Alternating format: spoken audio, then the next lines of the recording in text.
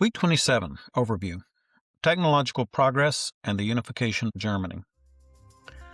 Welcome to the final week of this unit. Your family is 3/4 through the 19th century. As we go, the world gets more and more like the one we live in today. This week we'll see the map of Europe get a little more recognizable. In week 21, we saw a number of small Italian states come together into one nation. This week, rhetoric students learn how Otto von Bismarck united the separate German states into one German empire. Part of his effort involved a brief war with Napoleon III of France. Napoleon lost, bringing the Second French Empire to an end even as the German Empire came into being.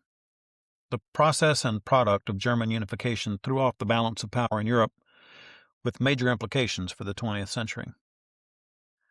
Dialectic students will gather up a few loose threads as they close out this unit.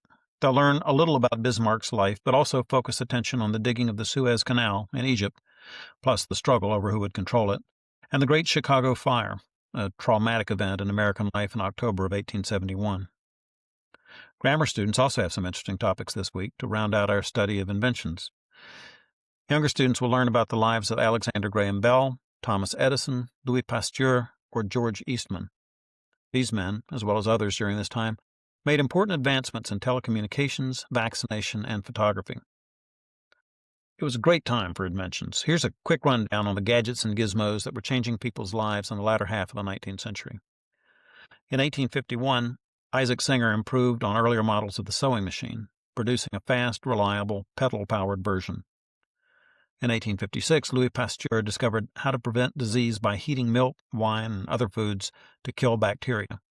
His discoveries helped prove the germ theory of disease, which changed medicine forever. In 1866, Alfred Nobel made construction and mining much safer by discovering how to make superhazardous nitroglycerin more stable by mixing it into clay or sawdust. That's how you make dynamite. The money he made from this invention funds the famous Nobel Prize to this day. In 1867, Christopher Sholes invented the typewriter, including the QWERTY layout for the keyboard that we still use today. Sholes intentionally separated the most common keys from each other to keep them from jamming. Experts agree it's one of the worst possible layouts for modern computer keyboards, but we seem to be stuck with it. In 1873, Levi Strauss patented blue jeans. What more can we say? In 1876, Alexander Graham Bell called out, "Mr. Watson, come here. I want to see you," and the telephone was born. In 1877, Thomas Edison invented the phonograph. 2 years later, he invented the electric light bulb.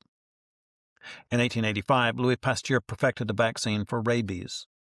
In 1888, George Eastman changed the face of photography by inventing a dry, transparent, flexible film that could be carried around in his new Kodak camera, instead of the big, bulky, flat plates that earlier photographers used.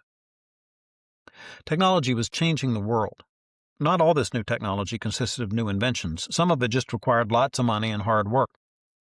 Consider, for example, the Suez Canal, which cut 6,000 miles off a voyage from England to India. Between that canal and the Transcontinental Railroad across the United States, which we covered last week, world travel was so transformed that Jules Verne wrote an adventure novel about it, called Around the World in 80 Days. If you can find the movie version made in 1956, it's a fun family film. It won 5 Oscars. Don't get the 2004 version, though. That was a big-budget disappointment that had little to do with the book. The Suez Canal was financed by Egyptian and French investors who kept the profits and controlled the canal.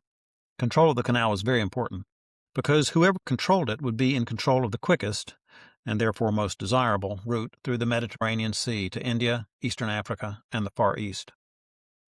Great Britain relied on trade with India and longed for control of the canal. One day, the primary Egyptian stockholder had to declare bankruptcy.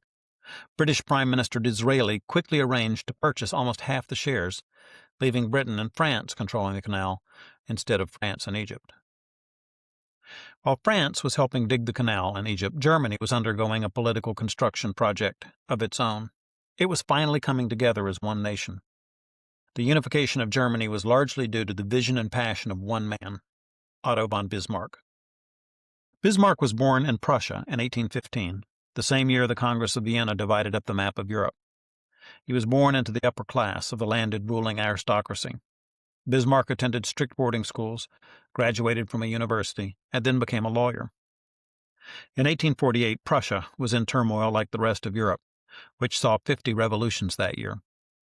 Prussia's king, Friedrich Wilhelm IV, agreed to implement a new constitution that granted more power to the people. Bismarck served Prussia's new legislature for a time, but he never liked the new representative body. He was an old-fashioned monarchist who believed that a king should rule the country, not the masses. Friedrich Wilhelm IV suffered a debilitating stroke in 1857, and his brother took over as King Wilhelm I. Wilhelm was a strong, practical, upright ruler who strongly supported Prussia's new constitution. He viewed it as a sacred contract between the crown and Prussia's subjects. Wilhelm wanted a stronger army, though, and he pushed Parliament to spend more money on guns. They grudgingly went along with his requests in 1860 and 1861, though many liberals feared that a stronger military might result in a draft and would certainly lead to a more conservative Prussia. Liberals gained ground in the parliamentary elections of 1862, and they rejected King Wilhelm's military budget. The king dissolved Parliament, and he called for new elections, but the new members weren't willing to pass his military budget either. It was a constitutional crisis. The king's minister of war told him his only hope was to put the government in the hands of a man the king considered radically conservative. With real trepidation, Wilhelm made Bismarck his prime minister in 1862. Radical or not, Bismarck was brilliant. He was a realist who had no problem with the use of force, but only when it was necessary. As a diplomat, he was a patient master strategist. As prime minister, he deftly outmaneuvered his opponents in the parliament. First, he tried to persuade the legislature to grant the money the king wanted for the army. When they refused, he accused them of violating the Constitution by claiming too much control over the budget. Parliament refused to budge, so he simply ignored them and ran the country for 3 years without their aid. As long as the army supported him, and it did, there was nothing Parliament could do to stop him. Bismarck wanted to unify the many little independent German states around Prussia's king, but there was a problem. Most of them looked toward the great German-speaking power of Austria for leadership. Bismarck set about dismantling Austria's position of preeminence. He started by teaming up with Russia when Polish nationalists revolted against Russian rule, even though that hurt him with Prussia's progressives. Austria didn't provide any support for Russia's actions in Poland. After the revolt had been crushed, the Tsar clearly favored Prussia over Austria when it came to events in Central Europe. Bismarck then maneuvered Austria into an unsustainable situation by tricking Austria into opposing Denmark's effort to take over a couple of small German-speaking states.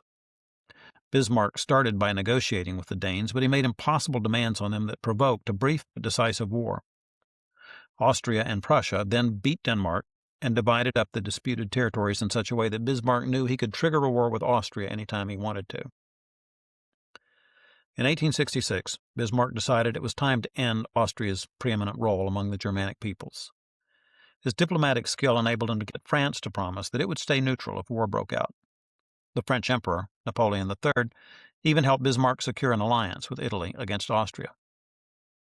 Bismarck then engineered a brief war with Austria and beat them decisively with his modernized army, much to the surprise of the rest of Europe. After gaining mastery over Austria, Bismarck really proved his brilliance. His goal was unity of the German states under Prussian domination. It wasn't necessary to humiliate Austria to achieve that goal, so he gave them very generous terms of peace that left them with nothing to complain about. Though the Italians didn't win any battles on land or sea, Bismarck gave the Italians control of Venice as a result of Prussia's defeat of Austria. All the northern provinces of Germany were organized into a new North German Confederation under Prussian leadership. They were bound to aid Prussia militarily in any war with France. That was good, but Bismarck wasn't finished yet. He wanted a German empire, not just a German confederation. The problem was that France would never voluntarily allow a united Germany on her eastern border. Bismarck correctly judged that Austria, still financially strapped since the Austro-Prussian War, Italy, grateful to Bismarck for the successful war against Austria, and Russia, still holding Austria in check and favoring Prussia, would not come to France's aid if the war was short and decisive. Bismarck took advantage of French diplomatic blunders when Spain revolted against Queen Isabella II. Spain considered putting a German prince on the throne. Leopold Stefan Karl Anton Gustav Eduard Tassilo von Hohenzollern was a relative of King Wilhelm of Prussia. Bismarck knew France would never accept a Hohenzollern king in Spain, so he quietly encouraged the idea until France overreacted. This made France look dangerously belligerent, a threat to the precious European balance of power. On July 19, 1870, Prussia declared war on France. The southern German states fulfilled their military treaties with Bismarck and allied with him during this Franco-Prussian War. Bismarck effectively used railroads and the most modern weapons, knocking Napoleon III off his throne in 45 days. That ended the Second French Empire. France didn't immediately surrender, however. It reorganized into the Third French Republic. It took Bismarck 4 more months to capture Paris.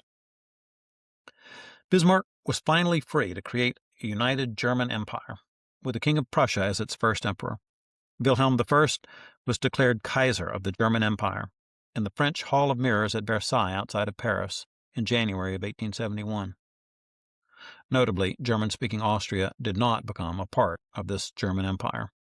It was generally referred to as Austria-Hungary after 1871. From conflicts to politics to innovations, the world was changing faster and faster in the 19th century.